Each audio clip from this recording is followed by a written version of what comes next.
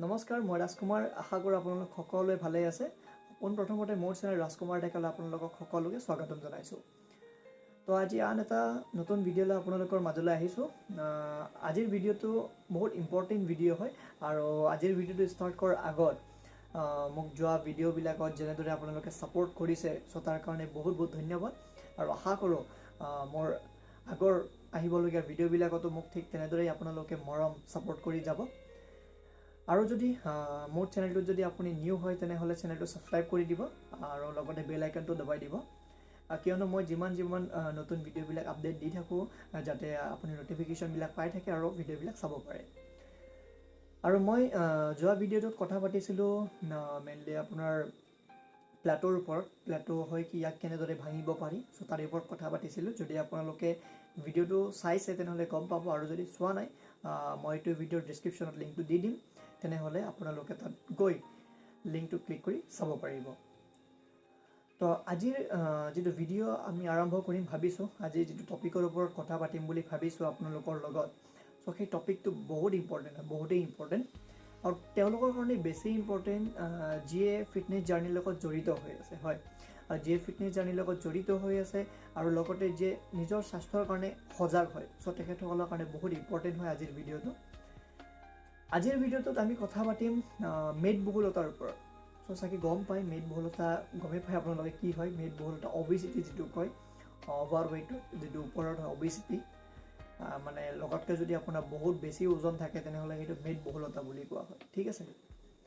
আৰু মেদবহুলতাৰ সম্পৰ্কীয় বহুত মানুহে জানে মেদবহুলতা কি হয় আচলতে, চ' আজি আমি তাৰে ওপৰত কথা পাতিম। মেদবহুলতাৰ কাৰণ আৰু ইয়াৰে লক্ষণবিলাক কি হয় আৰু কি অসুবিধা হ'ব পাৰে আৰু ইয়াৰে উপায় কি, আজি আমি তাৰ ওপৰত কথা পাতিম, ঠিক আছে। তো আশা কৰোঁ আপোনালোকে ভিডিঅ'টো শেষলৈকে চাব, স্কিপ নকৰি কিনে শেষলৈকে চাব, কিয়নো বহুত ইম্পৰ্টেণ্ট ভিডিঅ' হয় আজিৰ ভিডিঅ'টো। কাৰণ এইটো ভিডিঅ'ৰ যোগেদি আপুনি বহুত এটলিষ্ট বেছি নহ'লেও কিছু হ'লেও আপুনি নলেজ পাব, কিছু হ'লেও আপুনি আপোনাৰ প্ৰয়োজনীয় কথা আপুনি জানিব পাৰিব এইটো ভিডিঅ'ৰ যোগেদি, যাতে আপুনি আপোনাৰ স্বাস্থ্য সম্পৰ্কে আৰু কিছু সজাগ হ'ব পাৰে। চ' সেইকাৰণে ভিডিঅ'টো স্কিপ নকৰি শেষলৈকে চাব। তো ব'লক আমি ভিডিঅ'টো আৰম্ভ কৰোঁ। তো গাইজ, ফাৰ্ষ্ট আমি মেদবহুলতাৰ কাৰণৰ ওপৰত কথা পাতিম আৰু মেদবহুলতাৰ কিয় সন্মুখীন হ'ব লগা হয়, চ' আমি তাৰে ওপৰত কথা পাতিম। বেছি পইণ্ট নাই বাৰু, চ' তথাপিও কেইটামান পইণ্ট কম। মেইনলি মানুহে মেদবহুলতাৰ কিয় সন্মুখীন হ'ব লগা হয়, চবতকৈ ডাঙৰ পইণ্টটোৱে হ'ল মানুহৰ অভাৰ ইটিং।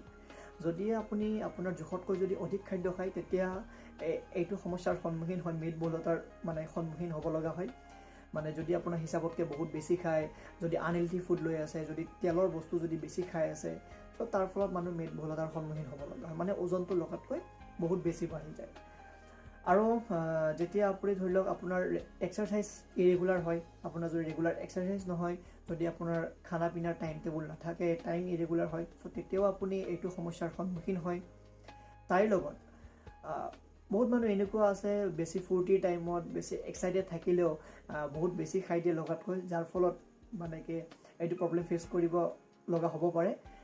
আৰু কিছুমান মানুহ এনেকুৱাও আছে বহুত টেনশ্যনত বা কিছুমান মানুহ বহুত ডিপ্ৰেশ্যনত আহি গ'লেও লগাতকৈ বহুত বেছি খাই দিয়ে, আৰু কিছুমানে বেয়া বস্তুও খাই দিয়ে, যাৰ ফলতো মানুহ মেদবহুলতাৰ সন্মুখীন হ'ব লগা হয়। তো গম পালে মেদবহুলতাৰ কিয় সন্মুখীন হ'ব লগা হয়, ইয়াৰ কাৰণ বেছি নহয়, মেইনলি এইকেইটাই মেইন পইণ্ট। চ' এইকেইটা আপোনালোকে ভালদৰে ধ্যান দিব। চ' এইকেইটাৰ কাৰণে আজিৰ ডেটত মেক্সিমাম মানুহ মেদবহুলতাত ভুগি আছে। তো এতিয়া আমি কথা পাতিম মেদবহুলতাৰ লক্ষণসমূহ। চ' ইয়াৰে লক্ষণসমূহ কেনেকুৱা ধৰণৰ হ'ব পাৰে চাব, বহুত ইম্পৰ্টেণ্ট হয়। ত' লক্ষণসমূহ যেতিয়া মানুহৰ ধৰি লওক মেদবহুলতাৰ কাৰণে মেক্সিমাম মানুহৰ ব্লাড প্ৰেছাৰ বাঢ়িব পাৰে, যাক আমি কওঁ হাই ব্লাড প্ৰেছাৰ বা হাইপাৰ টেনশ্যন কোৱা হয়। তো যাৰ কাৰণে চাবচোন যি মানুহৰ হাই ব্লাড প্ৰেছাৰ থাকে বা হাইপাৰ টেনশ্যনত থাকে, সেইবিলাক মানুহৰ কিছুমান সৰু কথাতে বহুত বেছি খং উঠে। তো চাগে আপোনালোকৰ মাজতো তেনেকুৱা আছে, বহুত বেছি খং উঠি যায়, হয়। চ' সেইটো কাৰণে ৰেগুলাৰ মেডিচিন খোৱাটো বহুত ইম্পৰ্টেণ্ট হয় ব্লাড প্ৰেছাৰৰ কাৰণে। ৰেগুলাৰ মেডিচিন খাব লাগে, কিয়নো আমাৰ গৰমৰ দিনতো মেক্সিমাম মানুহৰ হাই ব্লাড প্ৰেছাৰৰ কাৰণে হঠাৎ মূৰ ঘূৰাব পাৰে, চ' যাৰ কাৰণে ধৰি লওক ডাঙৰ অসুবিধা হ'ব পাৰে। চ' সেইটো কাৰণে ৰেগুলাৰ মেডিচিন লোৱাটো বহুত ইম্পৰ্টেণ্ট। আৰু লগতে আপোনাৰ ডায়েবেটিছ, যিটো টাইপ 2 ডায়েবেটিছ, মেদবহুলতাৰ কাৰণে মানুহৰ টাইপ 2 ডায়েবেটিছো হ'ব পাৰে। টাইপ 2 যাৰ কাৰণে ডায়েবেটিছতো গমেই পায় খোৱা লোৱাৰ কিমান ৰেষ্ট্ৰিকশ্যন থাকে, চলা ফুৰাত অসুবিধা হয়। চ' তাৰ কাৰণেও মেডিচিন খোৱাটো বহুত ইম্পৰ্টেণ্ট। মেদবহুলতাৰ কাৰণে মানুহৰ হাৰ্ট এটেকো আহিব পাৰে। তো এতিয়া হাৰ্ট এটেক আহে কেতিয়াবা, কেনেকৈ আহে? তো মাইণ্ড কৰিব, হাৰ্ট এটেকটো যেতিয়া আমাৰ হাৰ্টটো পাম্প কৰে ন, মানে যিটো হাওঁফাওঁ হয়, হাওঁফাওঁটো যেতিয়া পাম্প কৰে, চ' হাওঁফাওঁৰ পৰা যি আৰ্টেৰীৰ মাজেৰে আমাৰ যিটো তেজ চলাচল হয়, হাওঁফাওঁটো আমাৰ যিমানবাৰ পাম্প কৰে সিমানবাৰে সেই আৰ্টেৰীৰ মাজেৰে তেজটো চলাচল হয় গোটেই সৰ্বশৰীৰত, হয়। চ' যেতিয়া তেজটো চলাচল হয় তেতিয়া আমাৰ যিটো অভাৰ ইটিং বা আনহেল্থি ফুডৰ কাৰণে, মানে অলাগতিয়াল যি আমি খাদ্য খাওঁ বা তেলতীয়াল বস্তু যি খাওঁ তেনেকুৱা, সেইবিলাক অলাগতিয়াল খাদ্যৰ কাৰণে যেতিয়া আমাৰ কলেষ্ট্ৰল লেভেলটো বাঢ়ি যায়, মানে কলেষ্ট্ৰল লেভেলটো যেতিয়া বাঢ়ি যায় তেতিয়া কি হয়, যি আৰ্টেৰীৰ মাজেৰে তেজটো চলাচল হৈ আছে সেই আৰ্টেৰীৰ কি হয়, কলেষ্ট্ৰল লেভেলটো বাঢ়ি যায়। বাঢ়ি যোৱাৰ ফলত তেতিয়া সেই তেজটো চলাচলত অসুবিধা হয়, ব্লাডটো ফ্ল' কৰাত অসুবিধা হয় চলাচলত, যাৰ ফলত আমাৰ যিটো হাৰ্ট থাকে, হাওঁফাওঁ থাকে, সেইটো স্পীডত পাম্প কৰিব ধৰে। তো যাৰ কাৰণে মেক্সিমাম মানুহ মানে হাৰ্ট ব্লকেজ, যিটো আৰ্টেৰী ব্লকেজ আহি যায় আৰু তেতিয়াই মানুহৰ হাৰ্ট এটেক হোৱাৰ চান্স থাকি যায়। চ' আজিৰ ডেটত বহুত মানুহ এনেকুৱাকৈ হাৰ্ট এটেক হয় আৰু বহুত মানুহৰ ব্ৰেইন ষ্ট্ৰ'ক হয়, হাৰ্ট ফেইল হয়। চ' এইবিলাক কাৰণতে, চ' মেদবহুলতাৰ কাৰণে এনেকুৱা ধৰণৰ সমস্যাৰ সন্মুখীন হয় মানুহে। মেদবহুলতাৰ কাৰণে মানুহৰ কেঞ্চাৰো হ'ব পাৰে, যেনে আপোনাৰ গ'ল্ড ব্লেডাৰ কেঞ্চাৰ হওক বা আপোনাৰ কিডনী কেঞ্চাৰ ইত্যাদি। তো মেদবহুলতাৰ কাৰণে বহুত মানুহৰ বিষবিলাক মানে কি আৰম্ভ হয়। লক্ষ্য কৰিব, যেতিয়া মানুহ এজনৰ লগাতকৈ যেতিয়া বহুত বেছি ওজন বাঢ়ি থাকে তেতিয়া কি হয়, বিষবিলাক দেখা দিয়ে, যেনেকুৱা গাঁঠিৰ বিষ হওক, কঁকালৰ বিষ, সৰ্বশৰীৰ বিষ। চ' এনি টাইম মানুহ এজনে যেতিয়া মেক্সিমাম মানুহ মই পাইছোঁ বা আপোনালোকৰ মাজতো এনেকুৱা আছে যে কয় যে মানে কি মোৰ বিষ হয়, বহুত বিষ হয়। চ' বিষটো আচলতে হয় ক'ৰ পৰা? চাব, মানুহৰ যেতিয়া বিষ হয় তেতিয়া ডাইৰেক্টলি কি কৰে, ডক্টৰৰ ওচৰত যায় বা মেডিচিন লয় বা ফাৰ্মাচীৰ পৰা ডাইৰেক্টলি মেডিচিন লয় যে মোৰ বিষ হৈ আছে, মোক এনেকুৱাকৈ মেডিচিন দিয়ক, হয়। ঠিক আছে, বিষটো 2 দিন বা এদিনৰ কাৰণে ৰিলিফ পায়, পিছত আকৌ দেখা দিয়ে বিষটো। চ' যেতিয়ালৈকে যিটো বিষটো হৈ ক'ৰ পৰা আছে ন, মানে ক'ৰ পৰা হৈ আছে সেই গুৰিটো ধ্যান দিব লাগিব। মেইনলি ক'ৰ পৰা হৈ আছে বিষটো, যিটো আপোনাৰ বডিয়ে অতিৰিক্ত ওজন লৈ আছে।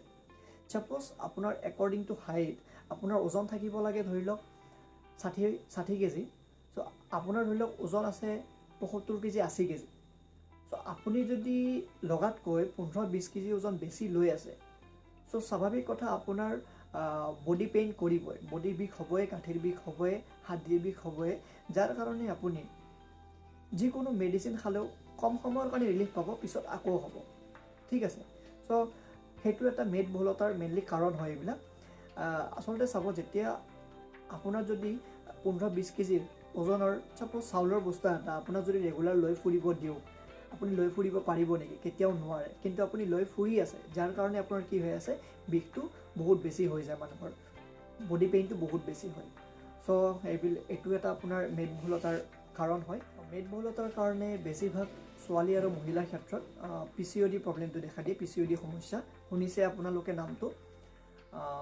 PCOD সমস্যা থাকিলে বহুত মহিলাৰ ক্ষেত্ৰত কি হয়, পিছলৈকে সন্তান জন্ম নহয়, সন্তান জন্ম হোৱাত অসুবিধা হয়, বহুতৰ ক্ষেত্ৰত এনেকুৱা হয়। আৰু ইয়াৰ কাৰণে ধৰি লওক আপোনাৰ পিৰিয়ডছটো ইৰেগুলাৰ হয়, আৰু যেতিয়া পিৰিয়ডছ হয় তেতিয়া কি হয়, আপোনাৰ পেটৰ বিষটো বহুত বেছি দেখা দিয়ে, যাৰ কাৰণে মেডিচিন খাব লগা আপুনি বাধ্য হৈ যায়, আৰু সেইটো পিছলৈকে বেয়া কৰে, হয়। চ' যেতিয়ালৈকে আপুনি আপোনাৰ শৰীৰৰ অতিৰিক্ত চৰ্বি, অতিৰিক্ত ওজন নকমায়, চ' এনেকুৱা ধৰণৰ সমস্যাৰ সন্মুখীন হৈ থাকিবই আপুনি। চ' সেইটো কাৰণে আপুনি এইটো আচলতে ছোৱালী বা মহিলাৰ ক্ষেত্ৰত এইটো ডাঙৰ সমস্যা হয়। চ' এইটো সমস্যা সোনকালে ঠিক কৰাটো অতি প্ৰয়োজন। মেদবহুলতা বাঢ়ি থাকিলে বহুত মানুহৰ লিভাৰত ফেটছ হয়, যাৰ কাৰণে ফেটি লিভাৰ হয়, আৰু ফেটি লিভাৰ হোৱাৰ লগে লগে কি হয়, মানুহৰ যিটো লিভাৰ ফাংচন সেইটো উইক হয়, আৰু তাৰ লগতে আমাৰ যিটো ডাইজেশ্যন কেপাচিটি, যিটো আমাৰ হজম কেপাচিটি বুলি কওঁ আৰু হজম শক্তি, চ' সেইটো কমি আহে।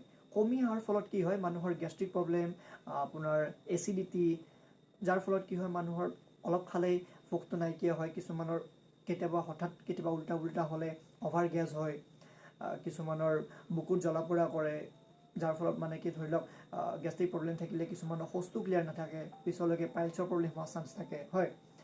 আৰু কিছুমানটো এনেকুৱা মানুহ আছে য'ত নেকি ৰেগুলাৰ গেছৰ টেবলেট খাব লগা হয় মেইনলি তেখেতৰ ডাইজেশ্যনটো যিটো ডাইজেশ্যন কেপাচিটি হয় সেইটো বহুত কমি থকাৰ ফলত আৰু এইটো কেতিয়া হয় আপোনাৰ মেদ বহুল মানে কি আপোনাৰ যেতিয়া লিভাৰত ফেটছটো থাকে মানে যেতিয়া ফেটি লিভাৰ হয় আৰু কিছুমানৰ ফেটি লিভাৰ নাথাকিলেও ডাইজেশ্যন কেপাচিটি বহুত কমি থাকে যিটো মেটাবলিজিম বহুত কমি থাকে আৰু যাৰ ফলত এনেকুৱা ধৰণৰ সমস্যাৰ সন্মুখীন হয় মেদবহুলতাৰ কাৰণে মানুহৰ বডিৰ অক্সিজেন লেভেল কমি যায় যাৰ কাৰণে উশাহ নিশাহত কষ্ট হয় আৰু ইয়াৰ কাৰণে বেছিভাগ মহিলাৰ ক্ষেত্ৰত প্ৰেগনেন্সিৰ সময়ত যেতিয়া ডেলিভাৰী কৰাৰ সময় হয় তেতিয়া যদি মহিলাজনৰ ওজন লগাতকৈ বেছি বাঢ়ি থাকে তেতিয়া সন্তানৰো ওজনটো বঢ়াৰ চান্স থাকে আৰু তেতিয়া কি হয় তেতিয়া মহিলাজনীৰ ব্লাড প্ৰেছাৰ হওক বা আপোনাৰ ডায়েবেটিছ বাঢ়িব পাৰে আফটাৰ প্ৰেগনেন্সি বেছিভাগ মহিলাৰ ক্ষেত্ৰত দেখা পাইছোঁ যে তেখেতৰ